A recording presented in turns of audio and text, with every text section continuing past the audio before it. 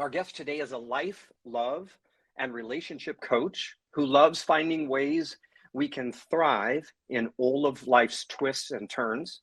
She has studied what makes us us. We gotta tap into that today, Jenn. What makes us us for decades, and loves helping clients apply processes that work to transform their lives. She knows that it's often simply a matter of needing new skills and a shift in a mindset to get to the life that we actually love. Now, she's a certified life coach who has supported hundreds of clients over 25 plus years in leaning and into learning new ways of relating and making choices that support the life they want to live. Now, when she's not doing all of this coaching and matchmaking, she can be found gardening, driving her teenage daughter from one end of town to the other. I love that, Jenn. Reading in her favorite chair, and trying to remember to drink enough water. Isn't that for us all? Hey, friends, will you show some hearts in the air for our very special guest here on Circles Masterclass, Jennifer Reddy. Jennifer, thank you for being our guest today. Thank you all. I don't think I've ever gotten an introduction like this on Circles. I feel all glowy and shiny on the inside. Yeah. Come on. That's exactly what you should be feeling right now. I'm so honored that you are here. First of all, thank you for the amazing work that you're doing, both on Circles and outside of the platform. I've read about you, of course, but what I love to do is just unpack you a little bit. Many in the room maybe know you, but maybe some don't. So would you mind giving us a snippet of your story? What kind of brought you to this path that you're on now, Jennifer?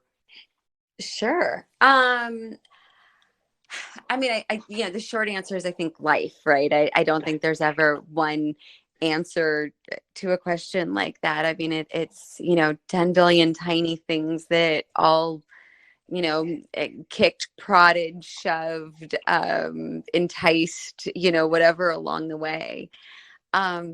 Overall, what I would say is, I worked in birth and death for a long time. That's actually how I got started.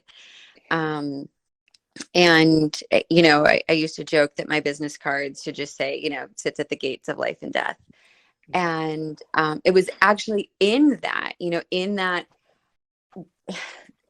being firsthand in different situations, right? Some of which were so incredibly beautiful and expansive, and some of which were so incredibly gut-wrenchingly hard. And watching different family dynamics, different couples, different things that brought us together, pulled us apart, how, these major sort of universal forces in all of our lives, right? I mean, we're born, we're all going to die. It's part of the contract if we're here.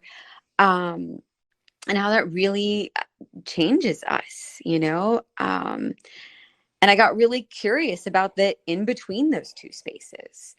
And so that sort of unofficially, really, really launched me life coaching. I mean, I'd done coaching before that. I was one of those super annoying people in college who would show up to one of your classes and sit in the front with, all the latex in the world and try desperately to scare you to have safe sex. And then, I again, worked in conception and birth, and then added in death and dying and grieving after that. And that was really where I started my couples work, and really being fascinated with, again, all the other pieces. What happens when we leave college? What happens when, we have a baby and now 6 months later our marriage is on the rocks? What happens when a death brings a family together or tears them apart? What dynamics lead into all of that? And of course, then my own life experience. I have 3 children, including a set of twins. I have an ex. I've been through the divorce myself. Learned a lot along the way of what it actually, what I thought it was all going to look like is just, Cliff Notes. I thought I was going to be the Pinterest mom who lived happily ever after and just baked bread every afternoon or something.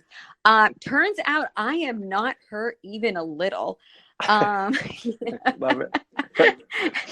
And that whole journey of really actually discovering not who I thought I was going to be, but who I am, kind of led me all into all this work, which has been such a beautiful dive over the course of the last, I think it's probably a lot more than 25 years now, but over a while. I got a birthday Yeah. coming up, so all the numbers have to get upped. But that's how I got here. I'm writing something in the chat that you struck a chord with me. I'm going to put it this way. I think it's what you said. Correct me if I'm wrong, but I had to discover who I was not before I could discover who I am. Isn't that a fascinating Yeah, journey, Jenn? I heard it you talk is. about And life. Come on. Yeah. gut Go wrenching. ahead. Talk to me. Yeah. Yeah. Yeah. It's Oh no, hard. I mean, I found it to be so gut wrenching, right? Like, I mean, and I think like probably everyone in this room, like, sounds like so cute. Like, there's this lovely brochure, go discover yourself. And then in real life, it's not like that. It's so much of ripping away of our own illusions, our own programming, our own ways that we've kept ourselves safe over the years. And really having to look at ourselves in the mirror and embrace that, the good, the bad, the ugly, the amazing, all of it. Yeah. I'm just dropping And a it's question in. so, so, so good. Yeah. Dropping a question in Sorry, the Jeff, go chat for it. for no, you go. You're doing good. We're just going to do this dynamic all throughout the conversation. I love your light, Jem. I don't know anybody else in the house feel this light. I've missed your voice rooms. I really have, but I'm hearing why they are so powerful because that light just shines through. So cool. I love it. I love it. All the hearts are coming your way, by the way. I wrote a note in the chat. A question is, how have you kept yourself safe? Do you mind talking about that a little bit? Can you reflect back and go, oh, I stayed in this relationship, I was in this job, I was in this place in life, but while I was there, I desperately wanted to be over there, but I really didn't know how, and maybe didn't have the courage, et cetera, et cetera. Can you talk to us about one or two of those times in your life, maybe? Totally. I mean, I think my marriage is a great one. I mean, it was lovely, right? It was perfectly lovely. We had, we did all the right things. We listened to all of the rules. Yes. We right down to the minivan and taking the trash out on Thursdays. I mean, we did all the things that we had been told in every rom-com and Disney movie and parental whatever, that if you just do these things, you'll be happy. Yeah. And I couldn't shake this feeling of not enoughness, not aliveness. It was like, this is not what I signed up for. And I know that this is exactly what I signed up for. Like I remember standing in my living room, looking around being like, yep, this is all mine. Like I picked it all out. I bought it. I put it here. All the things, I intentionally, consciously married this man. This was not an arranged marriage. This was not against my will, and still having this empty feeling inside of like, well, I really thought this would be more fun or something. And maybe fun's the wrong word, because it wasn't fun or unfun. It was that it wasn't like, I joke, about khaki, and if you listen to me online for a minute, it'll make you feel like I hate the color khaki. And I really have nothing against khaki. It's fine. But there's something about like khaki, right? It's so nothing, right? Like there's nothing about it. It's not a lively color. It's not anything that inspires grandiose visions of anything other than painting the world something else, another color. And I was really feeling like my life was khaki. And I didn't necessarily want to get out of it. I didn't even know that was something I wanted. I just knew that nothing was really working. My now ex and I were feeling further and further apart with every passing year. I couldn't really figure out why we'd even gotten married to begin with. And again, we kept doing the right things. And I think, I think a lot of this existed for him too. I mean, I didn't have a lot of the language that I have now. I was a lot younger, and hadn't done a lot of this work on myself. And so I really didn't have the language to, be able to look at my now ex-husband and say, does the world just feel too khaki to you? Do you just feel this like wild sense of discontent? Is everything just kind of meh? And like, you don't even whatever. And then our marriage imploded. And I've talked in here before about what I call my country song years, where, a lot of things changed. We shook a lot of things up. We had 3 kids. Finances shifted quickly and dramatically. We moved cross country. We ended up losing a house, 2 cars. The dog died. I went through a major depression. And it was like, I literally was just watching my life like swirl around the toilet. It was horrible. It was absolutely horrible. And it's one of those things that I both do not recommend. And also it was the best thing that ever happened to me. Best thing that ever happened to me.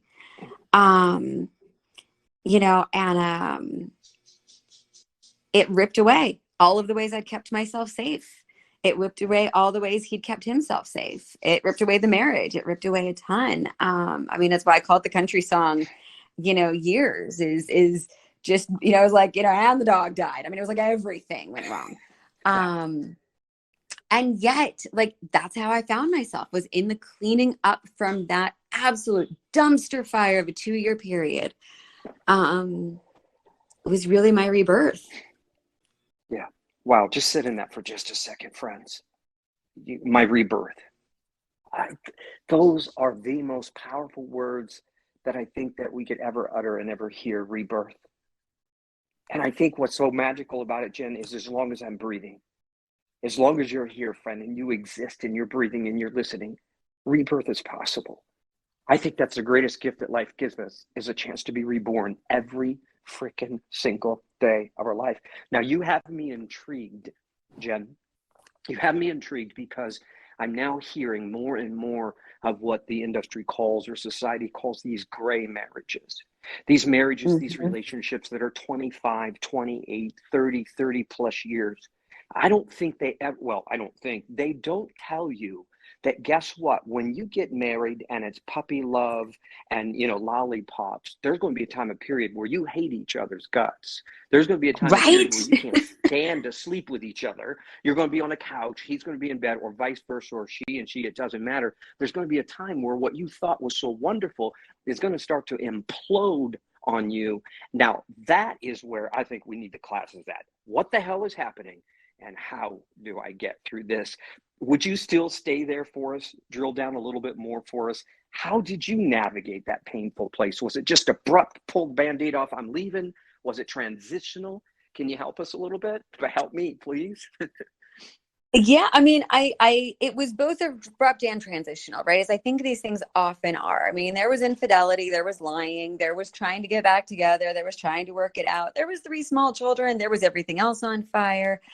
I don't think there was a moment, I think it was more just this slow, steady implosion that was picking up speed over time. And I do think, in light of what you're talking about, the gray marriages, I do look back and I don't think, based on who I am now and who my ex is now, that we would ever be together. I really don't. I think we evolved in wildly different directions. And I will say there are so many things I wish I had been told about marriage, because even if it wouldn't have changed the outcome, it would have dramatically changed the grace with which I handled some of the things. I really didn't expect to absolutely hate my husband for sleeping. That never occurred to me that was a thing that could happen. And I think not knowing how normal that is, and not knowing what to do about it, and thinking that, well, clearly it's a sign that everything is doomed, was wildly unhelpful. It really was, not knowing that this is actually a piece of long-term relationship, that this is a piece of having small children, that this is a piece of the compromises we make in family life, not knowing of these things and not knowing how to address them with him. And the belief that clearly, if I can hate someone for sleeping, we are not meant to be together. I feel like that was just so, again, not helpful, and again, I don't think it would have changed the outcome, but it would have changed the grace with which I approached those situations. Yeah. I love those words, the grace in which I approached it. I know the chat is lighting up already. So people, we all have our own journey. We all have our own perspective. I think that's what makes life so unique. When I know for me, I've been married 28 years, been together 31, 32 years, Jen. And I know my wife and I have gone through those different periods. And that's kind of what I was alluding to before. We never knew that, I mean, call us naive or call us whatever, but we just never knew that we were going to go through these times to where we could get to times where we didn't like each other. You know, hate is a strong word, but we didn't care for each other. We've got frustrated at each other. We didn't know why. Now, I wondered if you could touch on this a little bit, because this is what we've discovered in our journey, that a lot of our unhappiness toward one another was our unfulfillment with ourselves. So there was a deep Totally. unfulfillment Yes. within. Can you concur on that? Talk to us a little bit about that. I mean, 100%, you know, and I think it's, you know, and I want to be really clear here, you know, I wasn't actually hating the man for sleeping. Yeah, but also I kind of was, right? And there's a piece of that. And the part that was about me, right, is I wasn't sleeping. You know, I wasn't feeling like my needs were getting met. I didn't know how to ask for getting my needs met. I didn't know what to do differently to change that. And so it was this feeling of being very trapped and lost, and again with a whole bunch of unmet needs while trying to meet the needs of so many others, and really feeling very, very separated from him. You know, like there was no way to really explain what I was feeling in a way that didn't sound like, you know, either I'd lost my marbles and was about to go on a murderous rampage, which I wasn't,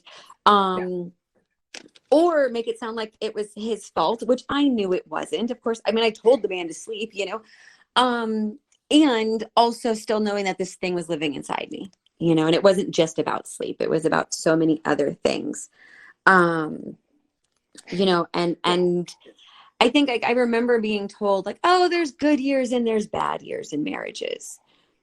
But no one said what that actually meant, you know, and no one said how to tackle that. Like, right, how do you as a couple navigate how suffocating a relationship can be when your needs aren't being met, or when you don't know how to communicate your needs, or you are internally feeling lost and your partner's helplessly standing on the outside trying to figure out what to do, right? Because no one trains our partners in that either. I mean, I've been on both sides of that, both where I was the one who was floundering and as the one supporting someone who was floundering. And I don't know about you all, but there was definitely no class in high school that was like, here's what happens when your partner is reeling and is not getting their feet back under them in a timely manner, right? Like, how do you, like, we don't, as a society, I think, talk about that enough. And I think it's really important to bring some of that to light, that this is normal, right? How can you spend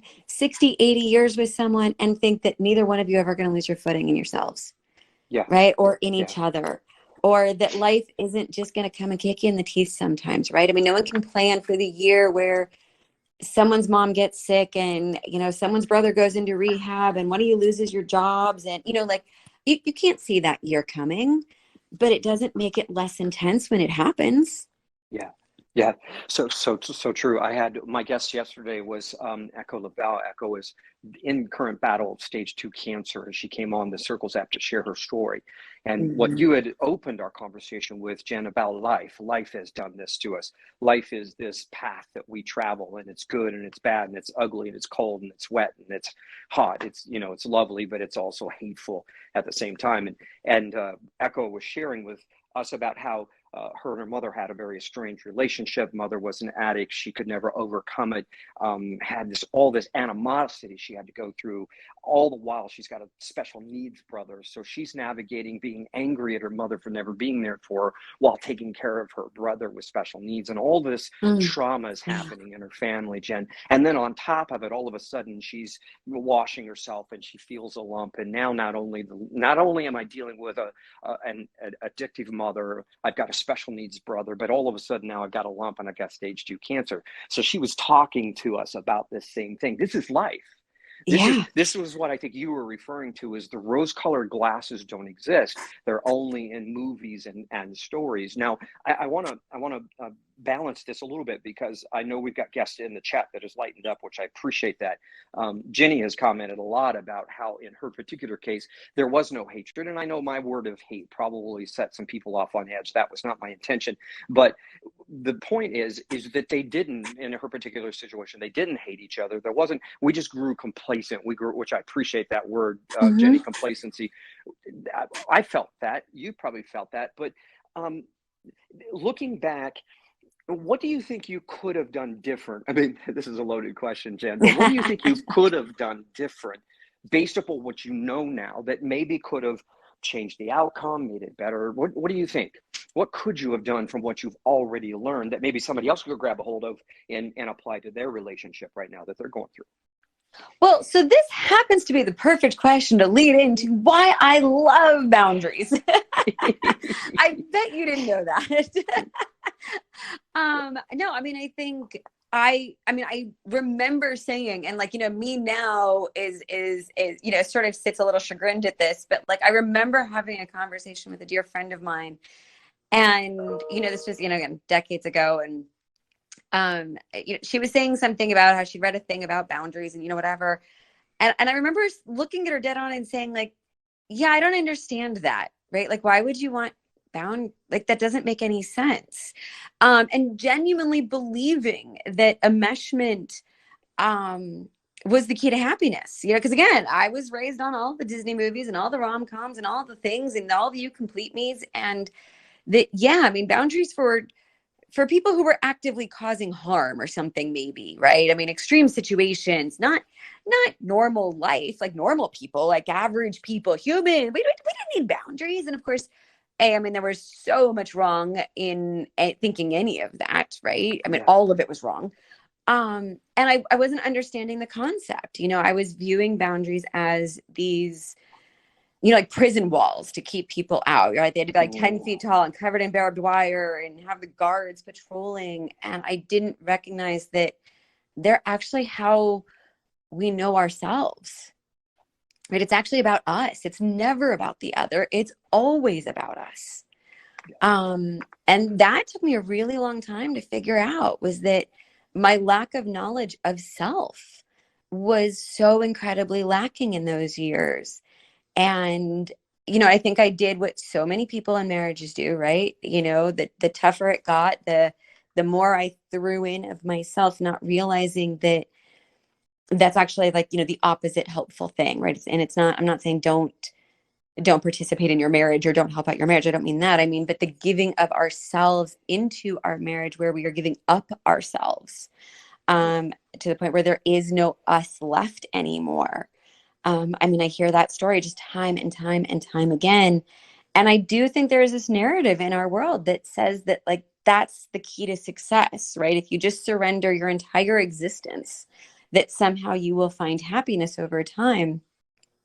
And I found that honestly, the opposite is true, both in my own life and in all of the couples I've worked with in my practice. I mean, I think genuine love and respect of each other has to also start with loving and respecting and knowing ourselves. You know, I mean, how can I talk about what's working or what's not working for me if I don't have any idea who I am? Yeah. I love it. Stu dropped something in the chat that I appreciate. Boundaries, he defines as creating space between you and others for you to be you, to have integrity with you, and be assertive with others. Yeah, I love that. I guess kind of back to my original thought, when my wife and I first got married, Jen, I mean, we didn't talk about boundaries. We didn't even know what boundaries were. We didn't even know we need to have the need for boundaries.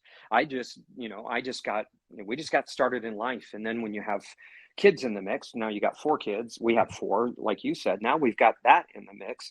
And, you know, it's kind of like we're always expecting so much of one another that when one finally wants to go away, take a break, take a walk, take a weekend away, the other one just kind of freaks out and goes, no, you can't leave me. This brings on this word of codependency too, Jen, because this is where I think codependency ends up. And I'm kind of being open and naked and not ashamed in front of everybody tonight. This is one of my biggest battles.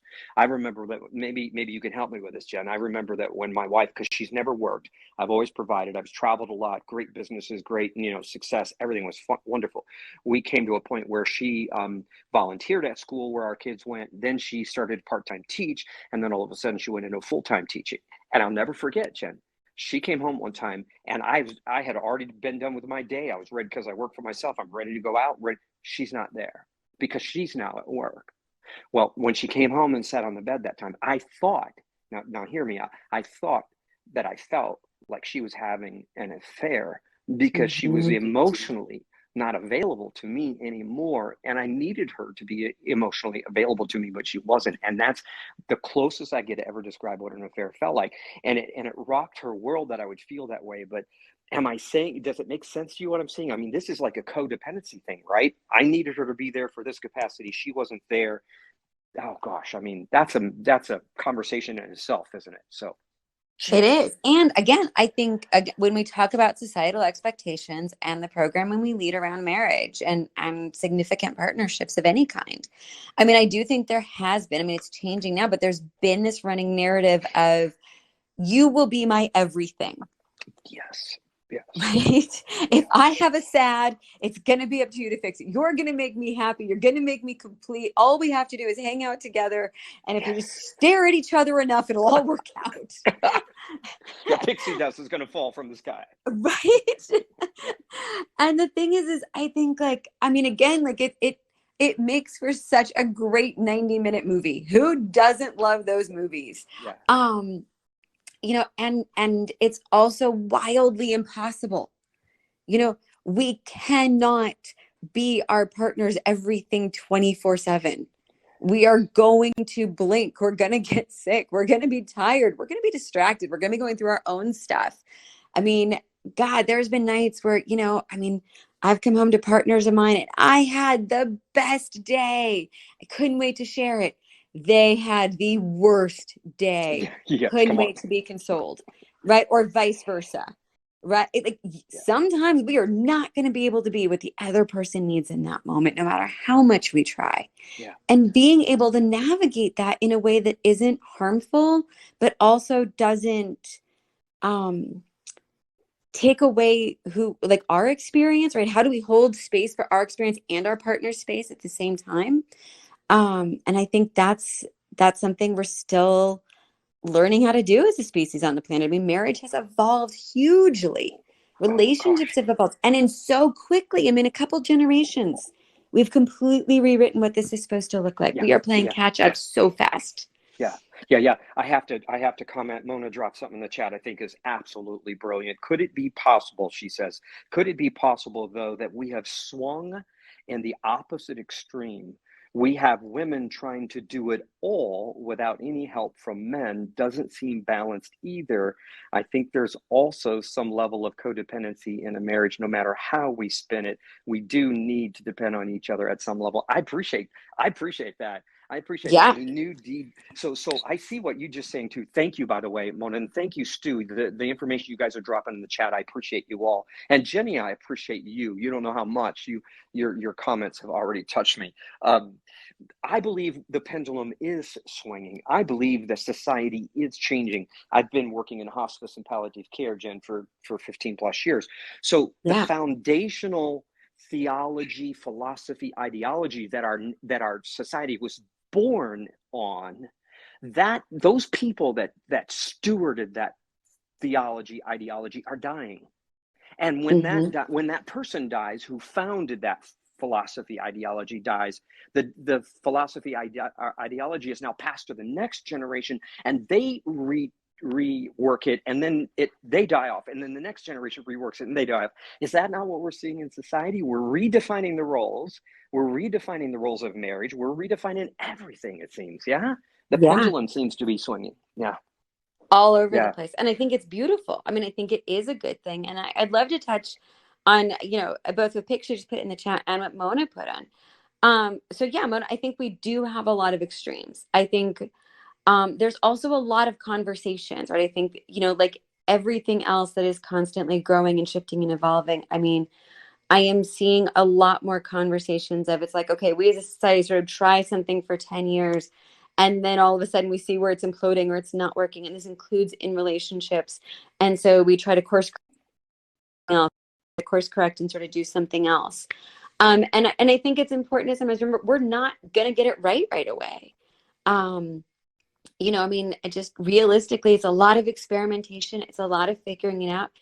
And I think there's also a lot of uniqueness. I mean, Jeff, you were just talking about, your wife having not worked for a really long time. I mean, that obviously worked for you guys. In some relationships, that would totally be untenable. In other relationships, the man is the one who stays home, right? And I don't think any of these are right. I don't think any of these are wrong. I think it is a constant negotiation of, is this working for us in this moment right now? What I think has happened historically is we've had, with the women's liberation movement, with women entering the workforce in different ways, with the demands of children, childcare, the advent of birth control, like all of these things, have happened that have really shifted what relationships look like. We're constantly playing with like, oh, I thought this was going to be a great idea. Turns out now I'm a burned out husk and I'm resentful of everything. This is not working. We need a new idea. Okay, well, let's try this. Nope, turns out that's not working either. Now we're not seeing each other. Okay, let's try this next thing. Okay, now we see each other all the time and everyone's bored. Okay, let's try this next thing. And I think there's a lot of that. And I think there is health and growth in that as long as the conversation stays open. But I do think, Mona, that, I think there is some of that back and forth. In response to what you said about there's always some level of codependency in marriage.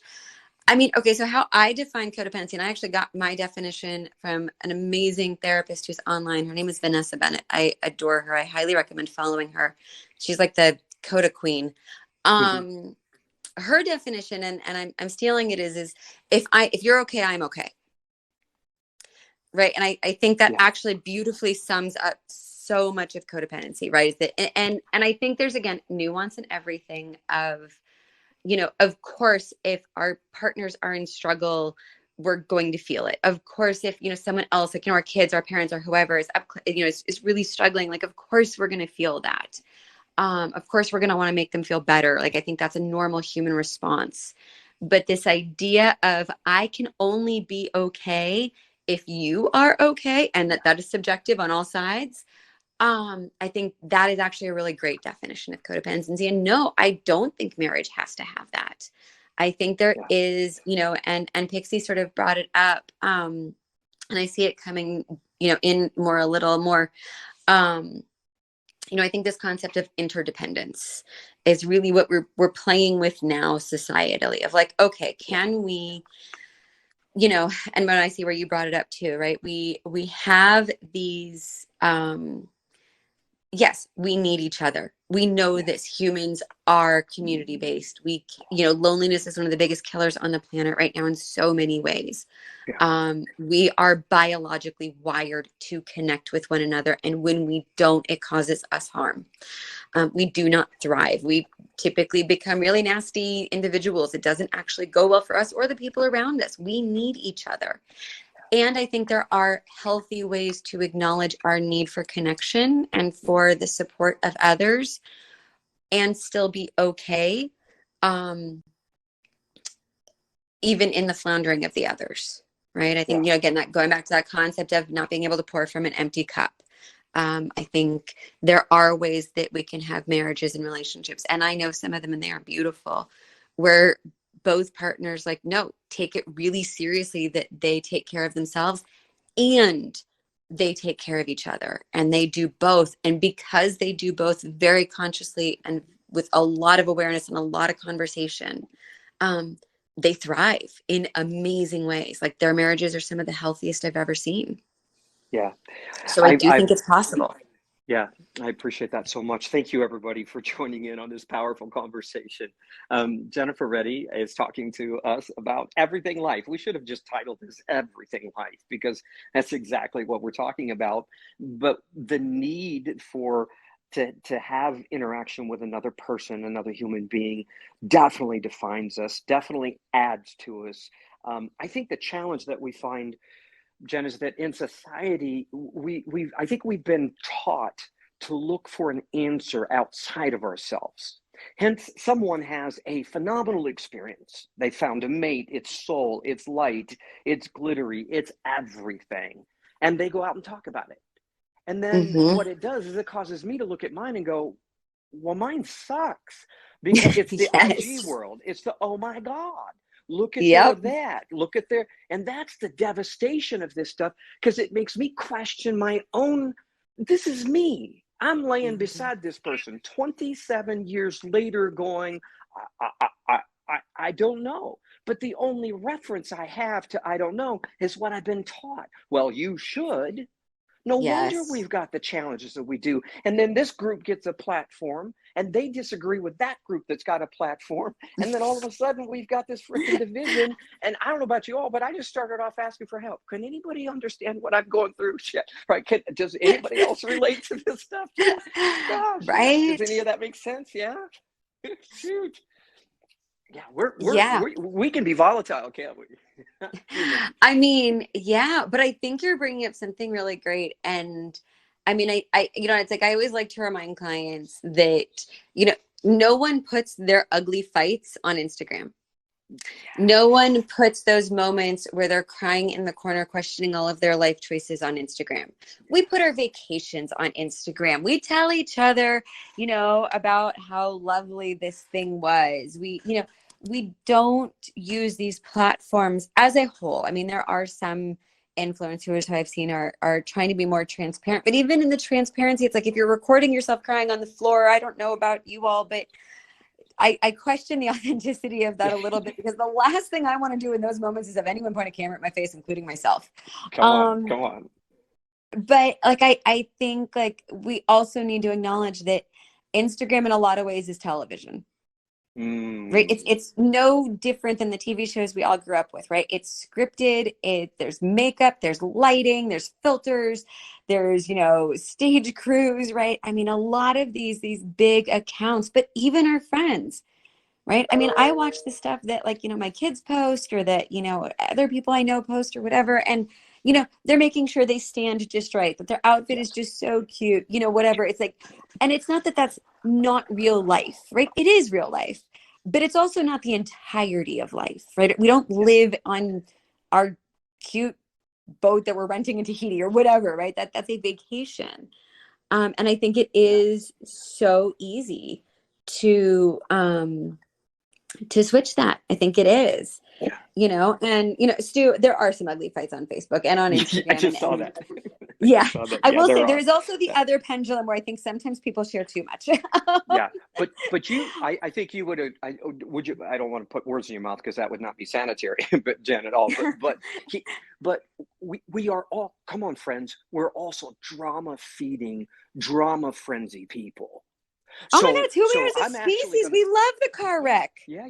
I'm going to throw my drama on Facebook because it's going to get me 1 million views. So now I'm actually going to destroy the very thing I'm asking for help in, because I'm looking for validation outside. And if I can just yell and scream and bitch and moan and put it out there for the public to see, now I'm going to get greater ratings. So our motivation behind what we're doing is being skewed by this. You're talking about codependency, codependent on likes and follows. So we're going, are we going to the right therapist? Are we going to the right counselors, the coaches, the people who can help?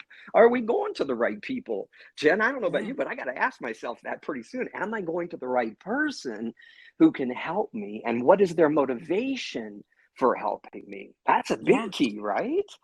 Well, and I think it does go back to what you were saying about, we look for external answers, and I think it's a fine line of, again, we are an interdependent species. We cannot know it all. We cannot do it all. We cannot be in charge of it all. No one of us is capable of that. It would be exhausting to even try. We need other experts. We need other answers. We need other viewpoints. We need other perspectives in our stuff. And we've got to check in with us of, I always like to say, like, there's no good and bad. Is it working or is it not working? Is it helpful or is it unhelpful? We get so hung up in good and bad. And I feel like, is this person, is this thing, is this coach, is this therapist, is this book, is this music, is this whatever, making me more alive, more joyful, more committed, more conscious, more, deepening my relationship with myself, my partner, my whatever we're talking about? Or is it separating me from that? Yeah. And I think the FOMO can come in all sorts of ways too. I mean, that looking on the other side of the fence. I remember hearing something, and I think it's a quote from a TV show, but it was never a TV show I watched. So I'm going to play fast and loose here with the quote, but it basically comes down to the only time you should ever look at another person's table is to make sure they have enough. Ooh, And I love that. Say that again. The only time you should ever look at another person's table is to make sure they have enough. Oh, sit in that for a second. Oh, right. And I think we do the opposite. Yes. Yeah. It's like, what's on their table? Oh, God, it's not on my table. Oh my God. Oh, that is so beautiful. Right. It struck me so hard. And I don't know where it's from. I think there was a TV show or movie that had that quote in it. The only but reason the first time I heard it, I loved it. Table. Yeah. Oh, I love it. You had said something about therapists. Somebody's going to throw something at me, but please don't, because it's gonna come back and hit you. But I've always said that a good therapist is going to keep you broke. Yeah. Why? Because the therapist wants you coming back. Therapist wants to dig up. Now, if you've resolved the inner child, guess what? Now we're going to go to grandma. Now we're going to go mom. And that is not disrespect to any therapist. God love them. I've had my own. Trust me. I've sat on the couch, laid on the couch, friend. I've done that. But I've always said also in the work that I'm doing, contracts and long terms and et cetera, why do I want you long term?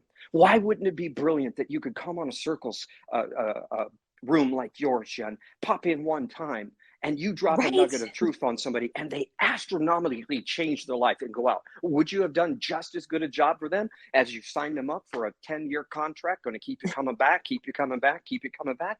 I don't know. I think people need to be set free. I think we need to liberate some people, right? Gosh. I do. I think so. And I think, and again, this is like, my soapbox all about the ways in which I wish mental health was just covered. It was that everyone just got mental health. You just had a therapist in your back pocket.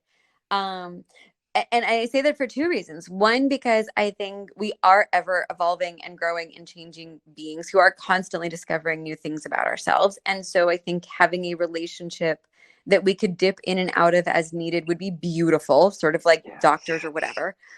But also because then it does change that, right? If the therapist knows I am salaried for X number of dollars a year, or these are my 100 clients, if they all come on the same week, I'm going to be exhausted. If no one sees me for 6 weeks, I'm going to go on vacation. But either way, it doesn't change what I need to do. And that my goal is to solely help them, and offer safe space for them and help them navigate and ask them questions and discover things about themselves, then the goal is not to keep you broke forever, right? The goal is just to show up in the best possible way.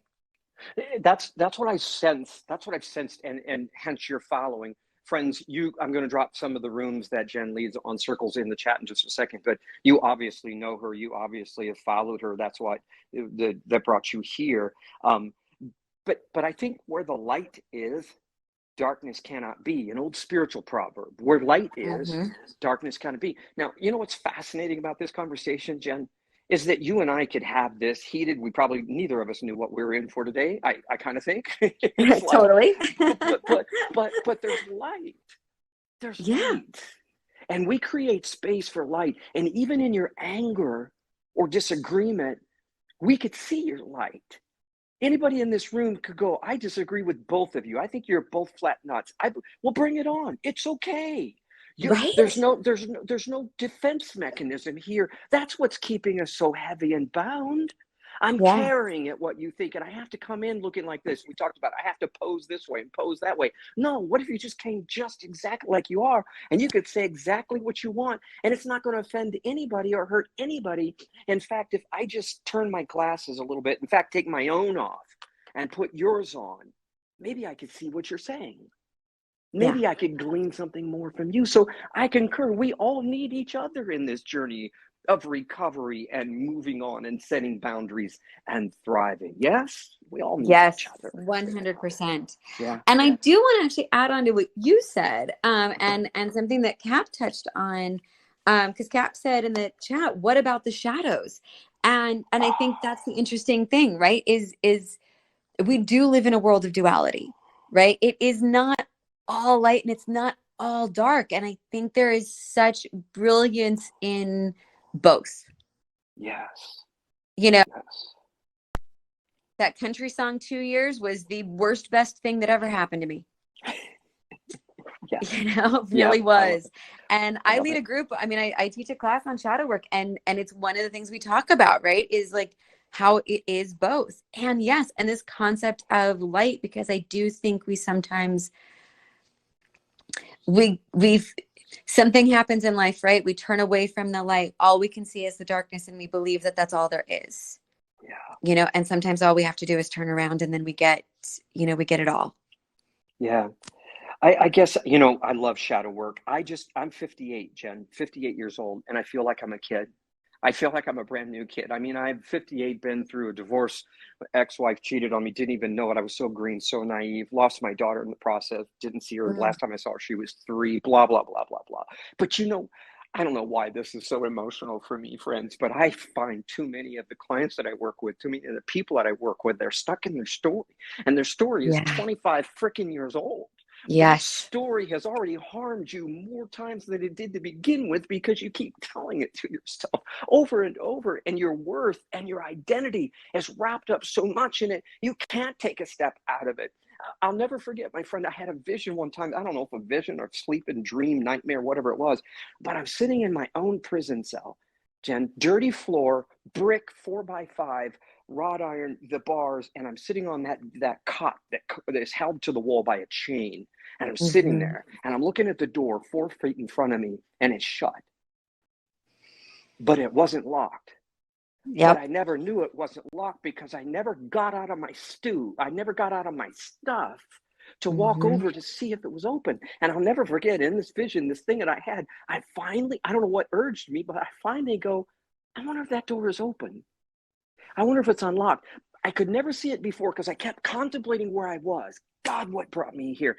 God, this hurts so bad. God, I wish he wouldn't have done that. She wouldn't have done that. God. And it kept me from looking up going, there's a door 4 feet in front of me. I wonder if it's unlocked. And I got up that time and went over and started to unlock. And you could hear the door creak, the metal bars. And it was Yep. open. And I walked out. How many of us sit Yes. in it? You said something in the whole program today was about boundaries and setting boundaries, but I think we can set boundaries too much on ourselves and we can confine ourselves. But I want to bring you back to something that you said about the work that you've done, and you have studied what makes us us for decades. Let's transition a bit. Do you mind sharing a little bit of that? What makes me, Jen? What makes you you? What makes us that are in this room us? Something that we could take with us.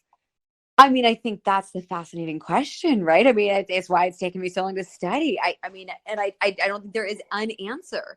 I mean, it's this fascinating mix of biology and life experience and soul and dumb luck and you know, accidentally turning left at the right time. You know, it's like it's I think it's such a mystery. And I think, the thing I love most about my work is just talking to people. I'm like you, Jeff. I love people. I love their stories. I love finding out their stories. I love hearing their processing of their stories. I love all of it. And I love that moment when the door opens, right? Like I love that moment. Yes. It's such a beautiful moment to get to witness. I feel so honored every time.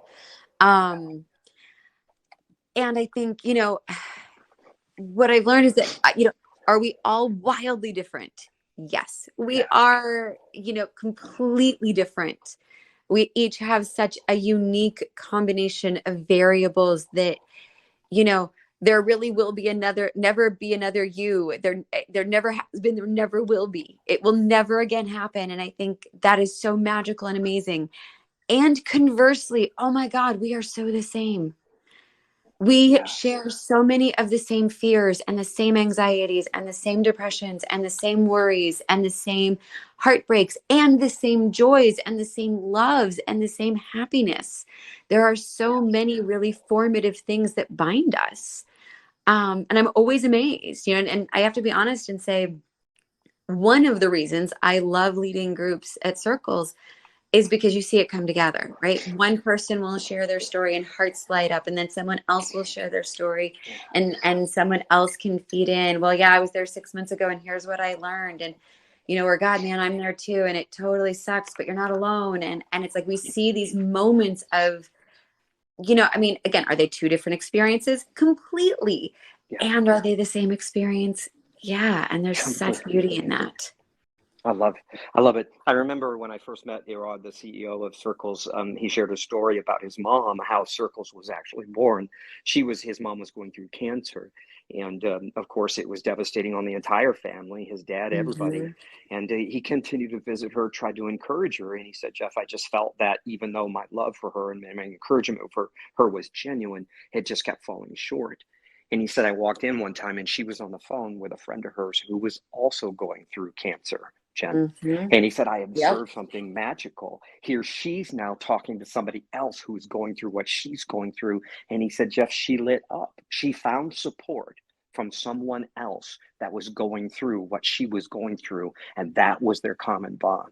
And that, my friends, is why Circles was birthed. No one should ever do life struggle alone. So let's create a space where anybody at any time can log on. And I really want to encourage those of you that are attending today. If you join rooms, join them for the sake of both sharing your light and receiving someone else's light. Don't fall prey to only thinking your way is the right way and this is a platform to share your way, because nobody really cares. What we care is, I got you.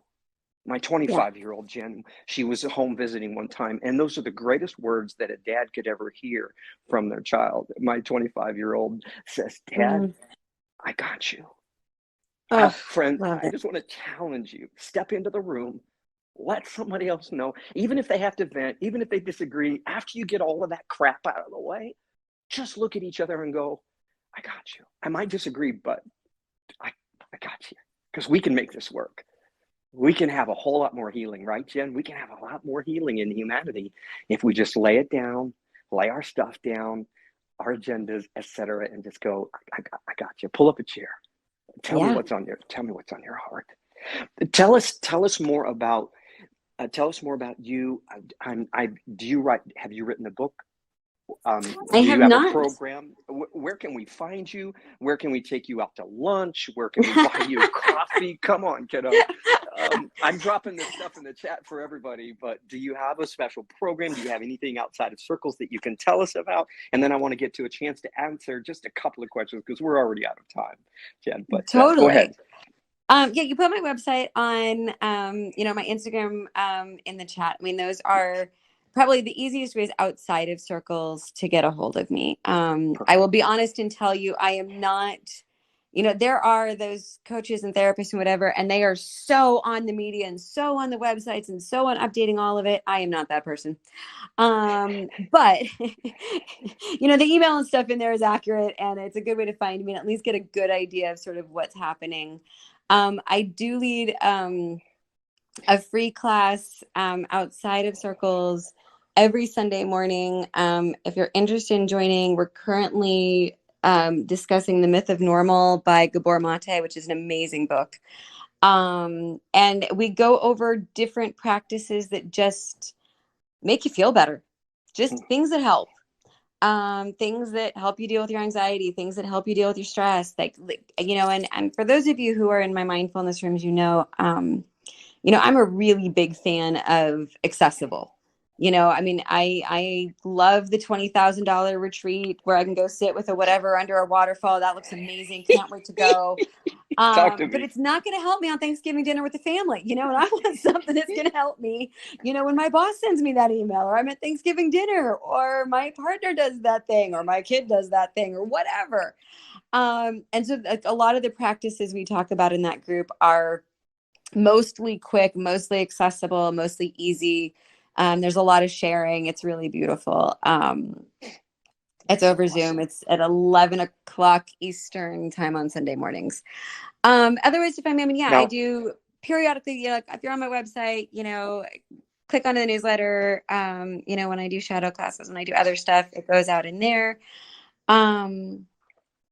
But yeah, I mean, Now, here, I feel like I'm here all the time. Like most of you guys know me, like just come hang out. you are here all the time. By the way, friends, I just dropped in Jenn's schedule on Circles. Did you catch it in the chat? Oh my gosh, it goes on forever and ever and ever. We've got Sunday at 1, Sunday at 2, Sunday at 6. We have Monday, for those of you who can't make Sunday, at 4. We've got Wednesday for you Wednesday people, hump day people, at 5. We got Thursday at 9 and Friday at 4. When do you have time to just be Jenn? I mean, you're on Circles, you're on your own platform. By the way, I did want to back up. Can they find out about your Sunday work on your website, Jenn? Because I just put that in the chat for them, your website again. Is that on your website, that Sunday group that they could join? I actually don't know if it's on the website currently in a way that they can sign up. But if you send me an email, which there's like a form on the website, I can definitely link you into the Slack channel and get you the Zoom link and all the things. Super cool. We'll get you signed up. No problem. Just shoot me an email and say you want into the Sunday group, and that's quick and easy. Do that, friends. The way to find Jenn is right through her website. I know we're out of time, but Brent has been so gracious. He's been very patient. He has his hand up. Jenn, do you have a time for just maybe one totally? or I've two got a couple questions? minutes for Are you questions. good with that? All right. Yeah, no, I'm good if you guys are. Good. All right. I'm going to hold the door. The doors are trying to close shut. I've got one hand on one side, one hand on the other, and I'm prying them open for just a couple more minutes. All right, go for it, Brent. I really want to hit. Brent, you're on the air live with Jenn here on Circles. Go for it. It's all you. Hey, thank you very much. First time talking to either one of y'all or being able to get in one of these groups. Well, super welcome. We're glad you're here. Yes. Yeah. I would really like your Gmail address, Jenn. I'll see if I can. I would like to get into that, but I used to go to church at that time, but I might be able to swing both. I've been in a few of these other rooms before with some of these people, made friends and everything, and I've been suggesting to these hosts that it would be nice if we could make a Circles community where we had like a big old house and we could all get together and just help each other with our problems and everything. Start with one and then maybe add more and more, or have a monthly meeting where we meet in the city and we all get together or something like that. I just thought I'd pitch those ideas to you guys. I love that idea, Brent. Thank you for sharing. You know what's fascinating?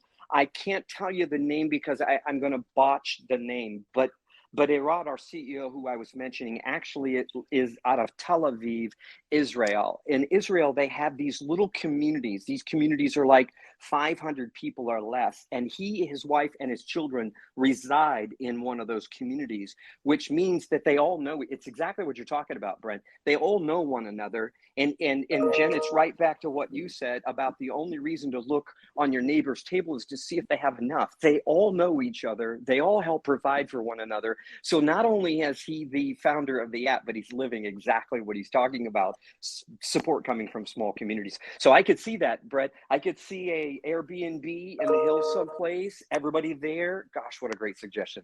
I'll have to share that out with Circles too, Brett. Very good. Jenn, are you down for that? We'll have you come as a guest speaker.